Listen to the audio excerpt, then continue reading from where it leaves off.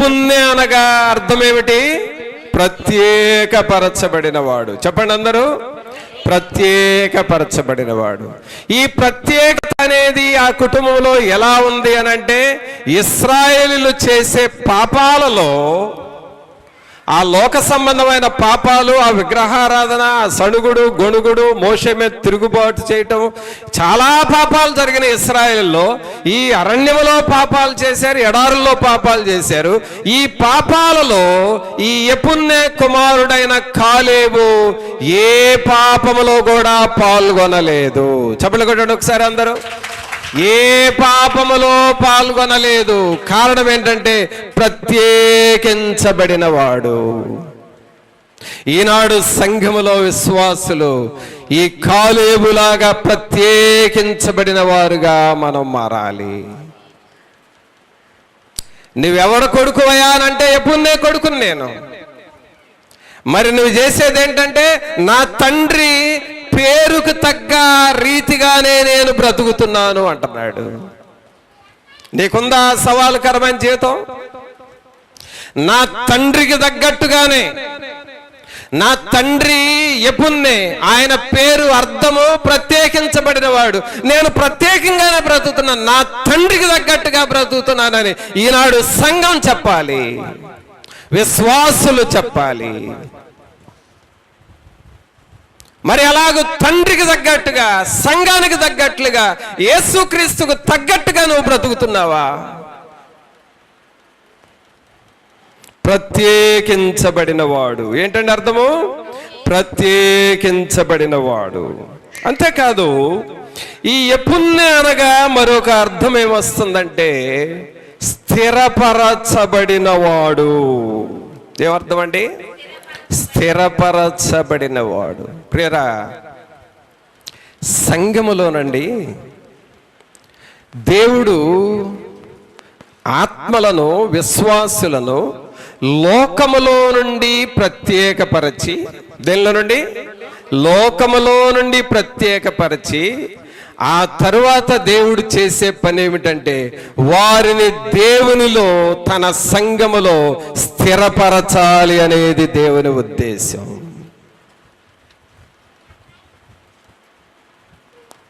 మనల్ని లోకంలో నుండి వేరు చేసి అలాగ వదిలేస్తే మరలా ఏం చేయాలో కూడా మనకు అర్థం కాదు.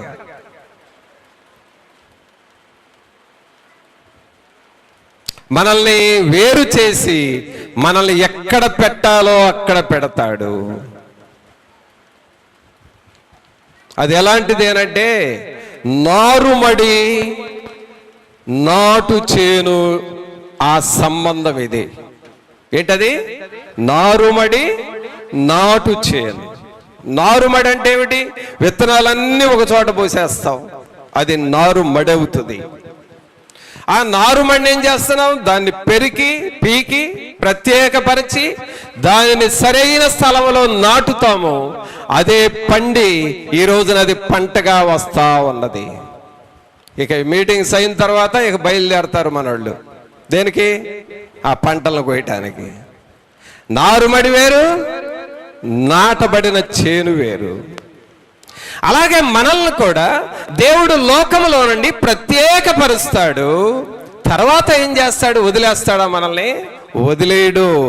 మనల్ని నాటి స్థిరపరుస్తాడు. మనల్ని నాటేది దేనికి? మనల్ని స్థిరపరిచేది దేనికి? మనం ఎదగాలి, ఆ తర్వాత ఫలించాలి, మంచి పంట పండాలి. అందరూ మీ కుడి చేయి పైకి లేపి చెప్పండి, ఏం పండాలి? ఏం పండాలి? మంచి పంట పండాలని అన్నానండి. ఏం పంట పండాలి? మంచి పంట. ఈ కోటాల్లో నాకు మంచి పంట పండాలని చెప్పండి. మంచి పంట రావాలి మనకు. ఆమేన్. ప్రియులారా, యెఫున్నె అనగా ప్రత్యేకపరచబడినవాడు. తర్వాత మరొక అర్థము స్థిరపరచబడినవాడు. దేవుడు మనల్ని లోకములో నుండి, లోకాశల్లో నుండి, లోక అలవాట్లలో నుండి మనల్ని వేరు చేసి ప్రత్యేకపరిచి, లోతు నుండి అబ్రహామును వేరు చేసినట్లుగా ఇష్మాయేలు నుండి ఇస్సాకును వేరు చేసినట్లుగా, ఏశావు నుండి యాకోబును వేరు చేసినట్లుగా, లోకములో నుండి సంఘాన్ని వేరు చేసినట్లుగా నిన్ను ప్రత్యేకపరిచి తన సంఘములో నాటి నిన్ను స్థిరపరుస్తాడు. దేవుని వాక్యంలో చూడండి, అపోస్తలుల కార్యములు 11వ అధ్యాయము, అపోస్తలుల కార్యములు 11వ అధ్యాయము 23వ వచనం చూడండి. అతడు వచ్చి దేవుని కృపను చూచి సంతోషించి ప్రభువును స్థిర హృదయముతో హత్తుకొనవలెనని అందరినీ హెచ్చరించెను. చూసారా, ప్రభువును మీరు ఎలాగ చేయాలి? స్థిర హృదయముతో హత్తుకోవాలి. సోదరుడా, సోదరి, ఈ కూటముల్లో నీ హృదయము ప్రత్యేకించబడి నీవు ప్రభువుని హత్తుకోవాలి, దేవుని వాక్యాన్ని హత్తుకోవాలి, ఆయన మాటలను హత్తుకోవాలి, ఆయన ఆత్మను, పరిశుద్ధాత్మ శక్తిని నీవు హత్తుకోవాలి. కొంతమందికి నడుస్తూ ఉన్నారనుకోండి, అనుకోకుండా ఇంటిలోనో లేక ఇలాగ మందిరంలోనో అక్కడ బైబిల్ ఉందనుకోండి, వీళ్ళు నడుస్తూ ఉంటే ఎవరిదో బైబిల్ కింద ఉంది, నడుస్తూ ఉంటే చూడక ఆ బైబిల్కి కాలు తగిలింది అనుకుందాం.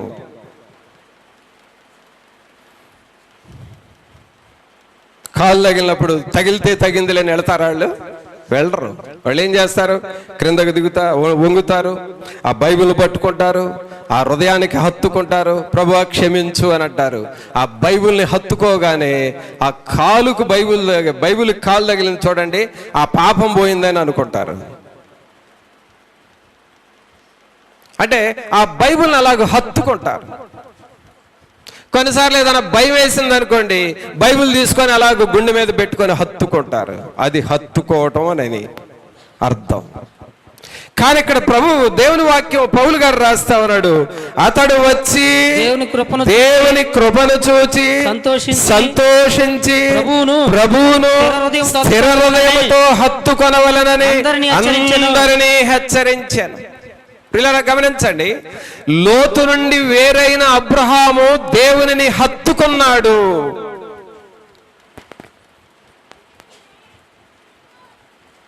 చూసారా? అలాగే ఇష్మాయేలు నుండి వేరైన ఇస్సాకు దేవునిని హత్తుకున్నాడు.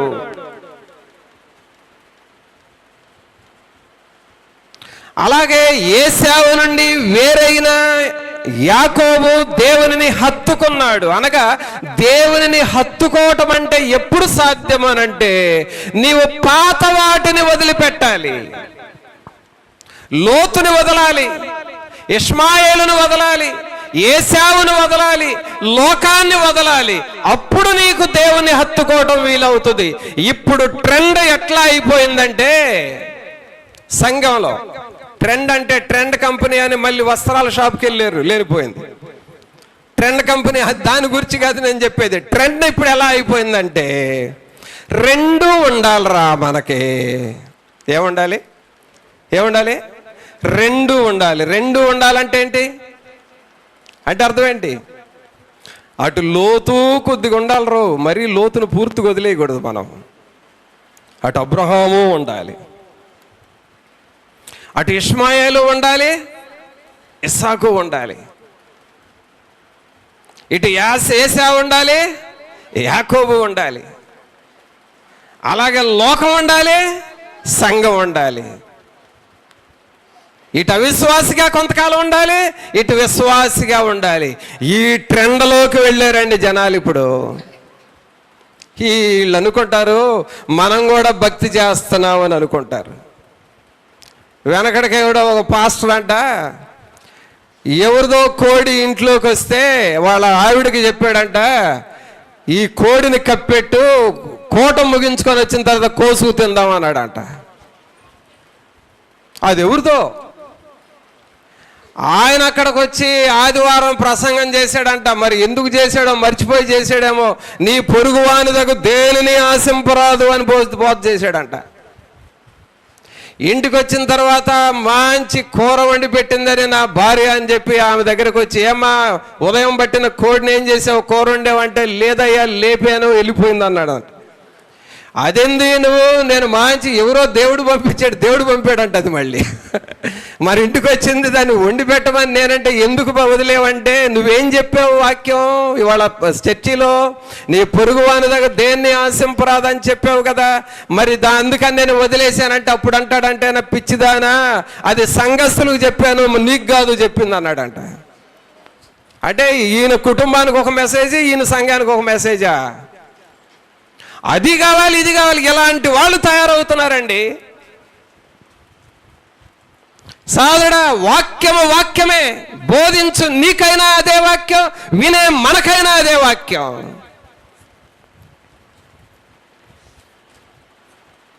ఈ రోజున దేవునిని ఎందుకు హత్తుకోలేకపోతున్నారంటే, రెండూ కలిసి చేస్తున్నావు కాబట్టి హత్తుకోవటం నీ వల్ల కావడం లేదు. ప్రత్యేకపరచబడిన జీవితం ఉన్నవారే ప్రభువుని హత్తుకొనగలరు. దేవుని సంఘములో తీతు లాంటి వారిని తయారు చేయాలని సేవకుడికి బాగా ఉంటది కోరిక.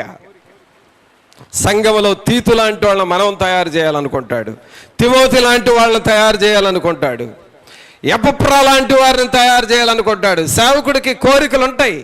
దేవుడి దగ్గర మొరపెడతారు, తీతులు తయారవ్వాలి, ఎపఫ్రాలు తయారవ్వాలి, తిమోతిలు తయారవ్వాలి ప్రభు అని దేవుణ్ణి అడుగుతూ ఉంటారు. వీళ్ళు ఏం చేస్తూ ఉంటారంటే, అలాంటి వాళ్ళు ఎందుకు తయారు కారంటే, వీళ్ళు చాటుగా వెళ్ళి లోకములో ఉంటారు, ఇక్కడికి వచ్చి సంఘములో ఉంటారు. అందువల్లనే వారు హత్తుకోలేకపోతున్నారు.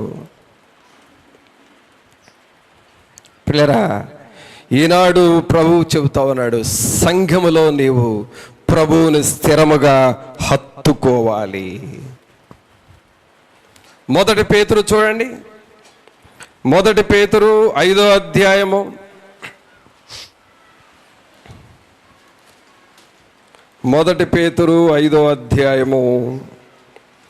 9వ వచనం చూడండి. లోకమందున్న మీ సహోదరుల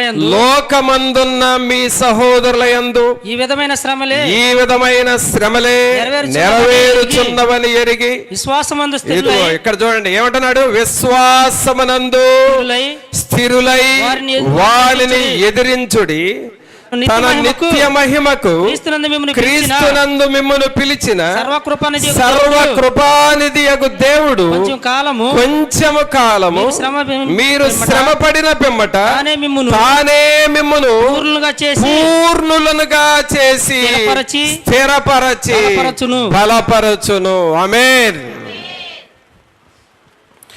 ఆమేన్ అనువాడ స్తోత్రం, అల్ఫా ఓమేగా స్తోత్రం. ఆమేన్ అనువాడ స్తోత్రం, అల్ఫా ఓమేగా స్తోత్రం. అగ్ని జ్వాలల వంటి కన్నులు గలవాడ అత్యున్నతుడా స్తోత్రం. అగ్ని జ్వాలల వంటి కన్నులు గలవాడ అత్యున్నతుడా స్తోత్రం. హల్లెలూయా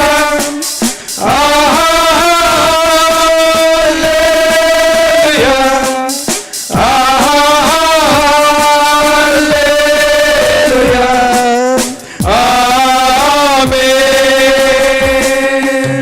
ప్రభువుని పిల్లరా, పరిశుద్ధాత్మ దేవుడు ఏమి కోరుతూ ఉన్నాడంటే, మీరు శ్రమ పడిన తర్వాత పిమ్మట తానే మిమ్మును పూర్ణులనుగా చేసి స్థిరపరచును. పరిశుద్ధాత్మ దేవుడండి మనల్ని స్థిరపరచాలి అని చూస్తున్నాడు. సహోదరుడా సహోదరి, నీవు దేవునిలో స్థిరపడాలి, వాక్యములో స్థిరపడాలి. వాక్యములో నీ వేరు లోతుగా వెళ్ళాలి. దేవుని గురించిన గ్రహింపులో నీ వేరు లోతుగా వెళ్ళాలి. నీవు దేవునిలో స్థిరపడాలి. తిమోతిలాగా, తీతులాగా, ఫిలోమోనులాగా, ఎపప్రావలే, అకుల ప్రిస్కిల్లాల కుటుంబము వలె, మోషే దగ్గర యెహోషువ వలె, మోషే దగ్గర ఉన్న కాలేబు వలె నీవు దేవుల్లో స్థిరపడాలి. స్థిరపడిన హృదయాలు కావాలి, స్థిరపడిన మనస్సు కావాలి. చంచలమైన మనస్సు ఉండకూడదు. దేవునిలో నువ్వు స్థిరపరచబడాలి. అందుకనే పేతురు అంటూ అన్నాడు, లోకమందున్న మీ సహోదరుల యందు ఈ విధమైన శ్రమలే నెరవేరుచున్నవని ఎరిగి విశ్వాసమునందు స్థిరులై వానిని ఎదిరించుడి. దేనిలో స్థిరులుగా ఉండాలంటే మనం విశ్వాసమునందు స్థిరులముగా ఉండాలి. ఇంకా ఏమంటున్నాడు?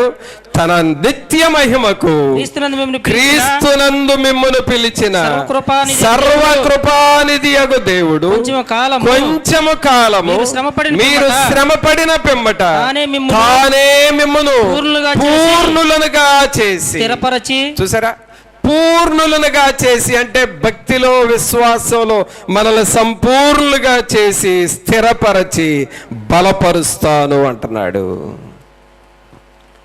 ప్రియులారా, మనం చాలా మంది ఏమనుకుంటామంటే ప్రభువులో స్థిరంగా ఉండాలి అని అనుకుంటాం. ఆశ మంచిదే, కానీ ప్రభువులో నువ్వు స్థిరంగా ఉండాలంటే నువ్వు ముందు ప్రత్యేకించబడాలి.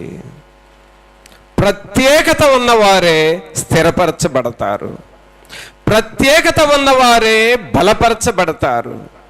ప్రత్యేకత ఉన్నవారే ప్రభువులో ఎదుగుతారు. ప్రత్యేకత ఉన్నవారే దేవుల్లో అభివృద్ధి చెందుతారు. మరి అలాగూ మనము ప్రత్యేకపరచబడి దేవునిలో స్థిరపరచబడుతున్నావా? నీ భక్తిని ఇక ఎవరు కదిలించలేరు. నీ భక్తిని ఎవరు ఊపలేరేక. అలాగూ దేవునిలో స్థిరపరచబడాలి. పౌలు గారు ఫిలిప్పీ సంఘానికి కూడా ఒక మాట రాస్తాడు. చూడండి ఆ మాట కూడా. ఫిలిప్పీలకు రాసిన పత్రిక 4వ అధ్యాయము 1వ వచనం చూడండి. కావున నేను అపేక్షించు నా ప్రియ సహోదరులారా, నా ఆనందమును నా కిరీటమునై ఉన్న నా ప్రియులారా, ఇట్లు ప్రభువునందు స్థిరులై ఉండుడి. ఎవరి యందు స్థిరులై ఉండాలి ప్రియులరా? ప్రభువునందు మనము స్థిరులమై ఉండాలి. కావున మన ఆత్మీయ జీవితాలు మనం పరీక్ష చేసుకుందాము. మనము యెఫున్నె కుమారుడైన కాలేబును గూర్చి మనం వింటూ ఉన్నాము. కాలేబు యొక్క విశ్వాస జీవితమును ధ్యానం చేసినప్పుడు అది మనకెంతో ఆశీర్వాదకరముగా ఉంటా ఉన్నది. యెఫున్నె కాలేబు యొక్క తండ్రి. యెఫున్నె అనగా ప్రత్యేకపరచబడిన వాడు, స్థిరపరచబడిన వాడు అని అర్థము. ప్రత్యేకత దేనిలో ఉండాలి అనంటే లోకములో నుండి నువ్వు ప్రత్యేకపరచబడాలి. ప్రత్యేకించబడిన వారే ప్రభువులో స్థిరపరచబడతారు. స్థిరపరచబడ్డ వారే ఎదుగుతారు, అభివృద్ధి చెందుతారు, పంట పండుతుంది. అలాగూ సంఘాన్ని దేవుడు ప్రత్యేకపరచాలని దేవుడు ఉద్దేశిస్తున్నాడు. మరి మనల్ని మనం గ్రహించుకుందామా? మనల్ని మనం గ్రహించుకొని, ప్రభా ఇంకా లోక సంబంధమైన వాటిల్లో నుండి ఏ ఏ విషయాల్లో నాలో ప్రత్యేకపరచబడాలో నాకు సరైన గ్రహింపు ఇవ్వండి అని నువ్వు ప్రభువుని అడుగుతావా? ప్రార్థన చేసుకుందాం. కొద్ది సమయము అందరము ప్రభు సన్నిధిలో అందరం దయచేసి లేచి నిలబడండి ప్రియరా. అందరూ నిలబడి ప్రభు సన్నిధిలో మనల్ని మనం తగ్గించుకొని ప్రభువుని అడుగుదాము. ప్రభువా, ప్రత్యేకించబడిన జీవితం నాకు ఇవ్వండి నాయన అని నిలబడిన నీవు నీ తలలు పైకి లేపి కళ్ళు మూసుకొని నీ చేతులు రెండు దేవుని వైపు చూపిస్తూ, యేసయ్యా ప్రత్యేకించబడిన జీవితం నాకు ఇవ్వండి అని నువ్వు ప్రభువుని అడుగుతావా? ప్రతి ఒక్కరూ స్వరములు విప్పి బిగ్గరగా ప్రార్థన చేయండి. ప్రభా, ప్రత్యేకించబడిన జీవితం నాకు ఇవ్వండి. లోతు నుండి అబ్రహాము ప్రత్యేకించబడ్డాడు కదా, అలాంటి ప్రత్యేకత నాకు ఇవ్వండి నాయన. లోకము నుండి సంఘాన్ని ప్రత్యేకించిన రీతిగా నాకు ఆ ప్రత్యేకత ఇవ్వండి ప్రభువా. యేసయ్యా, మీ వైపు చూస్తున్నామని అందరం ప్రార్థన చేద్దాం. ప్రియరా, మన హృదయాలను పరీక్ష చేసుకుందాం. దూరంగా ఉన్నవారు కూడా, సహోదరుడా, మౌనంగా ఉండవద్దు. మౌనంగా నిలబడ్డా ఉపయోగం లేదు. నోరు తెరిచి ప్రార్థన చేయి. నీ చేతులు యేసయ్య వైపు చూపించు, బ్రతిమలాడు, ప్రాధేయపడు. మీ సన్నిధి మాతో ఉంచండి నాయన అని బిగ్గరగా యేసయ్యా అని పిలువు. తండ్రి అని కేకవేయి. పరిశుద్ధాత్మ దేవా అని పిలువు. ఆయన సన్నిధిలో నన్ను ప్రత్యేకపరచండి. నాలో కలిసి ఉన్న లోకము వేరైపోవాలి. నేను దేవుని బిడ్డగా మారాలి అని నువ్వు ప్రభువుని అడుగు. ప్రార్థన చేద్దాం. అందరం కొద్ది సమయం ప్రార్థన చేసుకుందాం.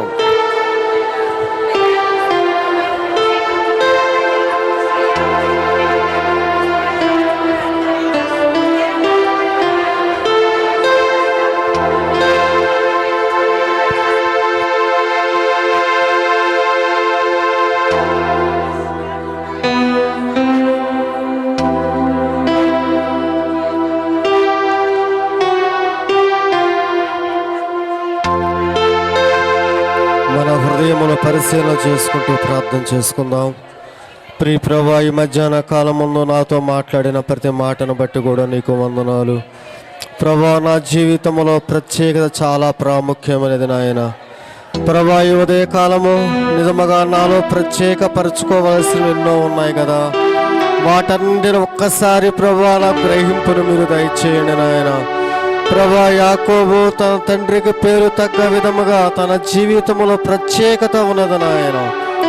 ఇశ్రాయేలీలు చేసిన ఏ పాపములో కూడా కాలేబులో పాలు పంపులు లేవు నాయన. ప్రభా, నేను లోకములో జీవిస్తూ ఉన్నాను, బ్రతుకుతున్నానయ్యా. ఎన్ని పాపపు ఆలోచనలు, పాపపు అలవాటు నాలో ఉన్నాయో ఈ మధ్యాహ్న కాలమున్న వాటన్నిటి విషయమై పశ్చాత్తాపడతాలకు ఇచ్చిన ప్రార్థన అవకాశం కదా ప్రభా. ప్రభా, కాలేబులో ఎలాగో ఏ పాపపు ఆనవాలు లేకుండా నిండు హృదయముతో ప్రార్థించిన విధముగా ప్రియ ప్రభా, ఈ మధ్యాహ్న కాలములో ప్రభా నాలో ఉన్న పాపపు అలవాటులన్నిటిలో నుంచి ప్రత్యేకపరిచే ఆ ప్రార్థనాత్మ నాకు కావాలి ప్రభు అని ప్రార్థన చేసుకుందాం. ప్రభా, ఎలాగున ప్రభా పాపపు మాటలు కానీ, స్నేహాలు కానీ, జీవితము కానీ ఏది లేకుండా కాలేబు ముందు కొనసాగాడు ప్రభా. అలాంటి ప్రత్యేకమైన జీవితమును మీరు దయచేయండి ప్రభా. అబ్రహాము లోతు కలిసి ఉన్నంత కాలము కూడా అబ్రహాము వారసత్వానికి ఆశీర్వాదాలు తండ్రిగా మారలేదు నాయన. వేరుగా వెళ్ళాడయ్యా, ప్రత్యేకముగా జీవించాడు నాయన. వాగ్దానం పొందుకున్నాడు నాయన. ఆశీర్వాదములకు, విశ్వాసులకు తండ్రిగా మారిపోయినాడు నాయన. ఈ ప్రభా, ఈ మధ్యాహ్న కాలము నాయన లోతు లాంటి ఏ అలవాట్లు మాలో ఉంటా ఉన్నాయో వాటిలో నుంచి దూరముగా రావటానికి మాకు ఇవ్వబడిన అవకాశము పరిశీలన చేసుకున్నాం ప్రభా. ఎంతకాలము లోతుతో కలిసి ఉన్నంత కాలము విశ్వాసము నాలోనికి రాదు నాయన. ప్రత్యేకత నాలోనికి రాదు నాయన. ఆశీర్వాదములను పొందలేను ప్రభువా. ఈ మధ్యాహ్న కాలముందు నాయన లోతు నుండి, లోతు స్వభావం నుండి, లోతు మనస్తత్వం నుంచి నన్ను వేరుపరచండి ప్రభువా అని కల్వరి శిలువలో వేలాడుచున్న ఆయన పాదములు పట్టుకుంటూ ప్రార్థన చేసుకుందామా? అయ్యా, నాలో లోటు స్వభావాలు తీసివేసి అబ్రహాము లాంటి ప్రత్యేకమైనటువంటి ఆ ఆత్మ నాకు ఇవ్వండి ప్రభువా అని కల్వరి శిలువలో వేలాడుచున్న, రక్తము కారుచున్న ఆయన పాదములు పట్టుకొని ఆశీర్వాదము నేను కూడా పొందాలి, ఆత్మ నేను కూడా పొందాలి ప్రభువా అని వేడుకుందామా? కలవరి సిలువను చూస్తూ ఈ ప్రత్యేకమైనటువంటి జీవితమును పొందాలయ్యా. మీ సన్నిధానములు అడుగు పెట్టినటువంటి నా జీవితము లోకము, పాపము, శాపము. పరిశుద్ధమైన మా ప్రభా, మీ స్తోత్రాలు, వందనాలు చెల్లిస్తూ ఉన్నాము. మహోన్నతుడా మా ప్రభైన యేసు, మిమ్మల్ని స్తుతిస్తున్నాం ప్రభా. మీరు మా దేవుడు, మా రక్షకుడు, మీకు వందనములు ప్రభా. ప్రభువులో స్థిరముగా ఉండాలి అని మేమందరము కోరుకుంటాము. అది మంచి ఆశ. దేవుని కొరకు నిలబడాలి అనే ఆశ మాకు ఉంటుంది. స్థిరులముగా ఉంటే అది మంచిది కదా. కానీ దానికి ముందుగా ప్రత్యేకపరచబడటం అనేది చాలా అవసరము. ప్రత్యేకించబడకుండా స్థిరత్వము కావాలని కోరుకుంటే అది రాదు ప్రభా. ప్రత్యేకించబడిన జీవితం మాకు కావాలి. లోతు నుండి అబ్రహాము ప్రత్యేకించబడినప్పుడు, వేరైనప్పుడు దేవుని ఆశీర్వాదము చూసినాడు. అలాగే ప్రభా, ఇష్మాయేలు నుండి వేరైనప్పుడే ఇస్సాకు నూరంతల ఫలాన్ని పొందాడు ప్రభా. అలాగే ఏశావు నుండి వేరైనప్పుడే యాకోబుకి ఆశీర్వాదం వచ్చినది. అలాగే ప్రభా, లోకము నుండి సంఘము వేరుగా ఉండాలని మీరు చెప్పారు. కొరింథీయులకు రాసిన పత్రికలో పౌలు గారు చెబుతున్నాడు, విశ్వాసికి అవిశ్వాసికి పాలెక్కడది, క్రీస్తుకు బెలియాలకు ఏమి సంబంధము, వెలుగుకు చీకటికి ఏమి పొందిక. ప్రత్యేకత ఉండాలి ప్రభా. ప్రభా, మేము అలాగూ జీవించాలి ప్రభా.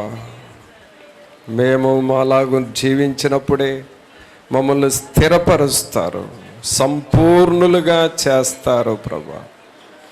ఈ కూటములో అలాగూ మమ్మలను ప్రత్యేకింపచేసి ప్రభువులో మమ్మల్ని స్థిరులుగా చేయనట్లుగా చేయండి. నా ఆనందమును, నా కిరీటమునై ఉన్న నా ప్రియులారా, మీరు ప్రభువునందు స్థిరులయ్యుండుడి అని పౌలు గారు ఫిలిప్పీ సంఘస్థుల్ని హెచ్చరిస్తూ ఉన్నాడు. మేము స్థిరులుగా ఉండటమే మీకు ఆనందము, అది కిరీటము కదా ప్రభా. అట్టి బిడ్డలుగా మమ్మల్ని అందరినీ చేయండి. పరిశుద్ధాత్ముడా, మీరు మా మధ్య ఉండి ఈ 3 దినములు మాతో మాట్లాడి మమ్మలను ప్రత్యేకింపచేసి స్థిరపరచమని నజరేయుడైన యేసు నామమున అడిగి వేడుకొనుచున్నాము తండ్రి. ఆమేన్.